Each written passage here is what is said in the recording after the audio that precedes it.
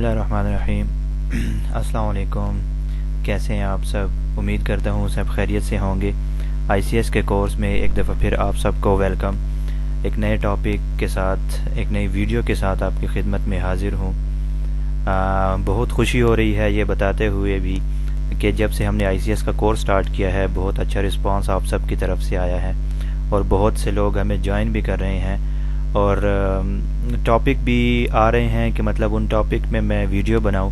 तो इंशाल्लाह जिन दोस्तों ने मुझे मैसेजेस किए हैं, कुछ ख़ास टॉपिक बताए हैं, तो उन पे भी इंशाल्लाह मैं बहुत जल्द वीडियो बनाऊंगा। सीक्वेंस में जो हम जा रहे हैं उसमें हमने इससे पहले जो हमने लास्ट टॉपिक पढ़ा था वो हमारा था डेटा एंड इंफॉर्मेशन।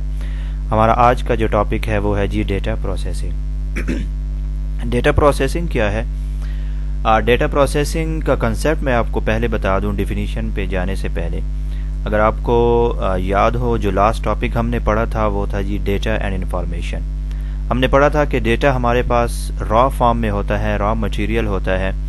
उसी रॉ मटेरियल को हमने क्या करना है, इंफॉर्मेशन में कन्वर्ट करना है। तो देखें, जब हम डेटा को इंफॉर्मेशन में कन्वर्ट करते हैं या इंफॉर्मेशन में ले जाते हैं तो वो खुद ब खुद तो नहीं चला जाता ना। मतलब जो हमें रॉ मटेरियल मिला हुआ है या रॉ फैक्ट्स हमारे पास पड़े हुए हैं उनको हमने इंफॉर्मेशन में कन्वर्ट करना है तो हमें कोई ना कोई तरीका अपनाना है ना, हमें कोई ना कोई प्रोसेसिंग करनी है उस रॉ मटेरियल पे, उस रॉ फैक्ट्स पे। जब हमारा वो प्रोसेसिंग फेज कंप्लीट हो जाएगा उसके बाद हमारा वही रॉ मटेरियल या वही रॉ फैक्ट्स या वही डेटा जो होगा वो क्या हो जाएगा, वो इंफॉर्मेशन में कन्वर्ट हो जाएगा। तो आज हम उसी प्रोसेस, उसी तरीका या उसी प्रोसेसिंग के बारे में हम बात करने जा रहे हैं कि वो ऐसा कौन सा तरीका है कि जब हमारे पास डेटा आता है और हम उस तरीके को अपनाकर अपने डेटा को इंफॉर्मेशन में कन्वर्ट कर लेते हैं। ओके हो गया जी। तो ये सारा कंसेप्ट है जी डेटा प्रोसेसिंग का। डेटा प्रोसेसिंग सिंपल क्या हो गया, अगर सिंपल अल्फाज में आपको बताऊं, data processing and information means हमें डेटा मिलता है, उसी डेटा पे हम कोई ना कोई प्रोसेसिंग करते हैं। जब हमारी वो प्रोसेसिंग कंप्लीट हो जाती है तो वो डेटा हमारा ऑटोमेटिकली क्या बन जाता है, वो इंफॉर्मेशन बन जाता है। तो चलें जी स्टार्ट करते हैं कि देखते हैं डिफिनीशन में क्या लिखा हुआ है। Data processing definition: the process of converting data into information is called data processing. दोबारा से जो कंसेप्ट मैंने आपको थोड़ा सा अभी बताया है कि हमें डेटा मिलता है और डेटा हम लास्ट टॉपिक में पढ़ चुके हैं कि डेटा क्या है जी, वो रॉ फैक्ट्स एंड मटेरियल ऐसे होते हैं जिन पे जो मतलब रॉ फॉर्म में होते हैं, मतलब वो किसी ऑर्गेनाइज्ड फॉर्म में नहीं होते। जो रॉ फॉर्म में होते हैं हम कहते हैं वो हमारे पास क्या है, वो डेटा है। उसी डेटा पे हम क्या करते हैं, उसी डेटा पे हम प्रोसेसिंग करते हैं और प्रोसेसिंग के बाद हमारे पास वो डेटा क्या बन जाता है, वो इंफॉर्मेशन बन जाता है। और इन्फॉर्मेशन क्या है, इन्फॉर्मेशन हमारे पास सेम वही डेटा होता है लेकिन हमारे पास वो क्या हो जाता है, एक ऑर्गेनाइज्ड फॉर्म में आ जाता है। तो क्या हो गया जी, the process of converting data या रॉ फैक्ट्स इनटू इंफॉर्मेशन और output is called data processing. ऐसा तरीका जिसको हम यूज करके डेटा को इंफॉर्मेशन में कन्वर्ट कर लेते हैं तो हम कहते हैं हमने क्या किया, हमने डेटा प्रोसेसिंग की। ये आपकी होगी सिंपल डिफिनीशन। सेकंड पॉइंट हमारे पास है जी, data is a input and information is output. ये हमने लास्ट टॉपिक में भी पढ़ा कि डेटा हमारे पास इनपुट होता है, इंफॉर्मेशन हमारे पास आउटपुट होता है। अभी हम जब एग्जाम्पल पे पहुंचेंगे तो ये दोबारा से आपको क्लियर हो जाएगा कैसे इनपुट और आउटपुट है। थर्ड पॉइंट हमारे पास है जी, it is also known as computing. ये जो प्रोसेस हम करते हैं मतलब डेटा को इंफॉर्मेशन में कन्वर्ट करने के लिए, इस डेटा प्रोसेसिंग को हम क्या कहते हैं, इसको हम कंप्यूटिंग भी कहते हैं। ओके जी, 3 पॉइंट हो गए। द फोर्थ पॉइंट हमारे पास क्या है, data processing consist of different steps which perform in a sequence. अगर आपने डेटा प्रोसेसिंग करनी है तो लाजमी बात है हमने उन सीक्वेंस का ख्याल रखना है जिनको यूज करके, जिन सीक्वेंस को हम फॉलो करके अपने डेस्टिनेशन या अपने रिजल्ट तक पहुंच सकते हैं। अगर हमने उन सीक्वेंस का ख्याल नहीं रखा या हमें उन सीक्वेंस का नहीं पता तो हम कभी भी अपने डिजायर्ड रिजल्ट तक नहीं पहुंच सकते। ठीक हो गया जी। ये second point and fourth point अभी आपको एग्जाम्पल से क्लियर हो जाएगा कि हम किस चीज के बारे में बात कर रहे हैं। आई होप डिफिनीशन की और कुछ पॉइंट्स की या कंसेप्ट की आपको यहाँ तक समझ आ गई होगी। अब आगे देखते हैं कि एग्जाम्पल में क्या है हमारे पास। स्टेप्स क्या हैं जी, हम वो कौन से ऐसे स्टेप्स हैं जिनके बारे में हमें बताया जा रहा है कि हमने उनको क्या करना है, हमने उनको सीक्वेंस में फॉलो करना है। आपके पास इनपुट आता है, input is a data, data is input. Processing होती है, हमने क्या करना है, हमने प्रोसेसिंग क्यों करनी है, क्योंकि हमें जो इनपुट मिला होता है वो ऑर्गेनाइज्ड फॉर्म में नहीं है, वो रॉ फैक्ट्स एंड फिगर हैं।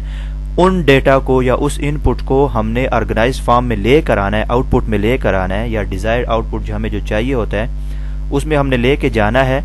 तो उसके लिए हमने क्या करनी है, उसके लिए हमें दरमियान में प्रोसेसिंग करनी पड़ती है। अगर आपने प्रोसेसिंग नहीं की तो हमें उस इनपुट से आउटपुट नहीं मिलेगा। ओके हो गया।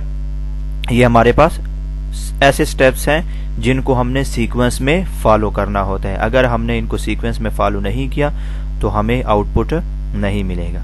डेटा प्रोसेसिंग एंड इंफॉर्मेशन, यहाँ पे आप ये भी लिख सकते हैं कि input, processing and output. Example में हमें क्या दिया गया है। फॉर एग्जाम्पल एक स्टूडेंट है, उसके इंग्लिश सब्जेक्ट में 80 मार्क्स हैं, मैथ में 90 हैं और कंप्यूटर में उसके 85 हैं। ये देखिए, ये मेरे पास क्या है जी, ये मेरे पास इनपुट मिला है।